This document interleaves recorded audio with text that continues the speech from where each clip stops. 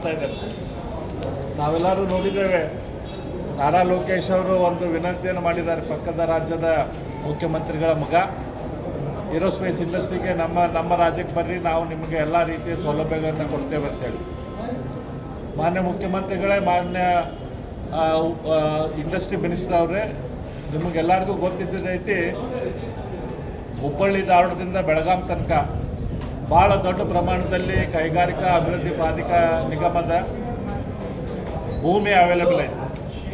ಆ ಭಾಗದಲ್ಲಿ ಸಾಕಷ್ಟು ಇಂಜಿನಿಯರಿಂಗ್ ಕಾಲೇಜುಗಳಿದ್ದಾವೆ, ಸಾಕಷ್ಟು ಇಂಜಿನಿಯರ್ಗಳು ಆ ಭಾಗದಿಂದ ಉದ್ಯೋಗ ಅವಕಾಶ ಹುಡುಕಿ ಬೆಂಗಳೂರು, ಪುಣೆ ಸುತ್ತಮುತ್ತಲಿನ ಭಾಗಕ್ಕೆ ಬರ್ತಾರೆ. ಉತ್ತರ ಕರ್ನಾಟಕ ಮೊದಲಿನಿಂದಲೂ ಕೂಡ ಇಂಡಸ್ಟ್ರಿಗಳಿಂದ ವಂಚಿತ ಆಗಿದೆ. ಹಾಗಾಗಿ ನಾನು ಮುಖ್ಯಮಂತ್ರಿಗಳಿಗೆ ಮತ್ತು ಎಂ ಬಿ ಪಾಟೀಲರಿಗೆ ವಿನಂತಿ ಮಾಡ್ತೇನೆ, ಈ ಏರೋಸ್ಪೇಸ್ ಇಂಡಸ್ಟ್ರಿಯನ್ನು ಹುಬ್ಬಳ್ಳಿಯಿಂದ ಬೆಳಗಾಂ ತನಕ ಏನು ಭಾಗ ಐತಿ ಆ ಭಾಗಕ್ಕೆ ನೀವು ತೆಗೆದುಕೊಂಡು ಬನ್ನಿ.